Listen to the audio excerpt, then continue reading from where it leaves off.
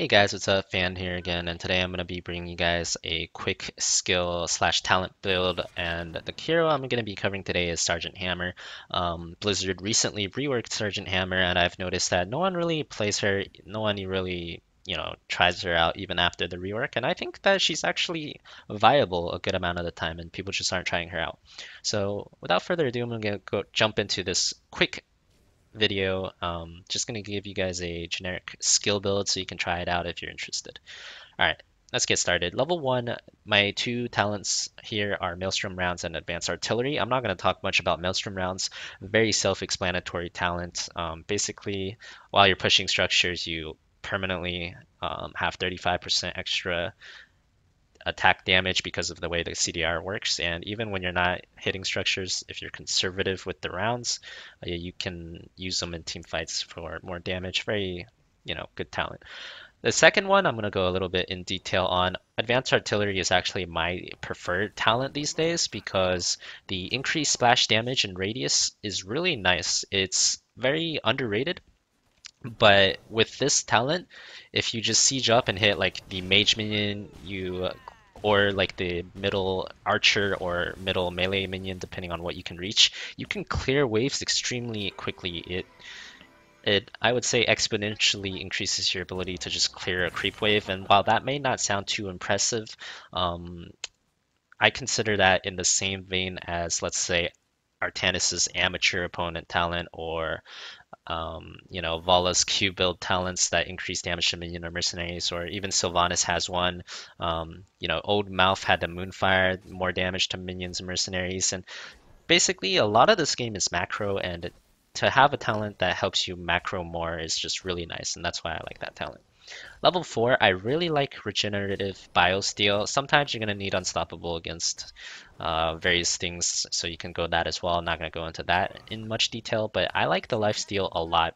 In combination with the Siege mode, you actually lifesteal for a ton every time you clear a wave, so it's really good with the Splash at level 1, as well as the Maelstrom rounds. The lifesteal, I I think it's one of the strongest power spikes on Hammer because you can actually out heal a lot of things that are poking you. For example, if a Li Ming is poking you and you just use your E every time she orbs, your basic auto attacks on a minion wave will out heal a Li Ming just spamming Qs at you.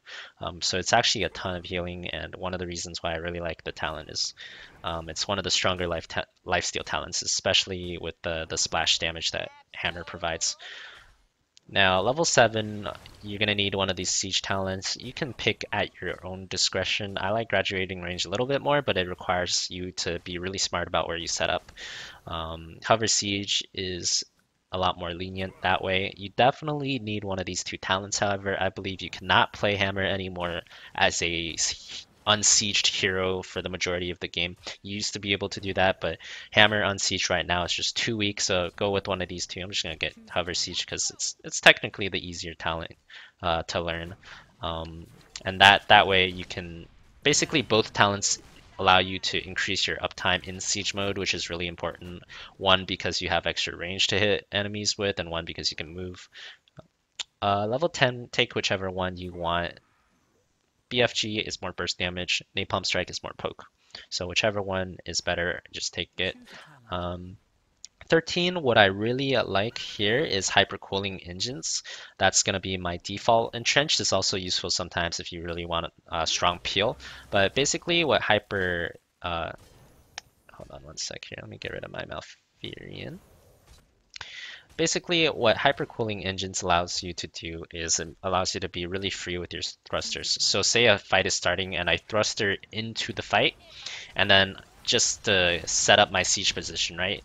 And all you have to do is hit someone four or five times in siege mode, and you can see thrusters is already back up. So, I can thruster into a fight, for example, and siege up, and all I need is 3 or 4 siege shots, and if the fight's going south, my thrusters is all already back up. So it just gives you a lot more survivability in terms of always having thruster cooldown available.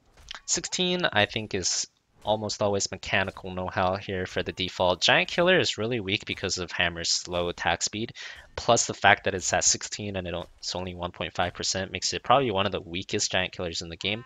Executioner is okay, it's not bad, 30% damage.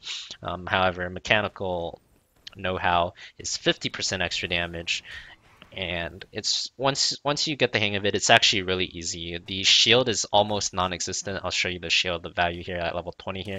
You can see it's only like a 200 shield or something.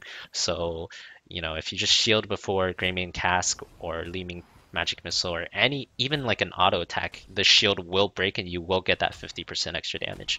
So that's why that's the go-to there. Level 20, ulti upgrade is probably gonna be good no matter which ultimate you take.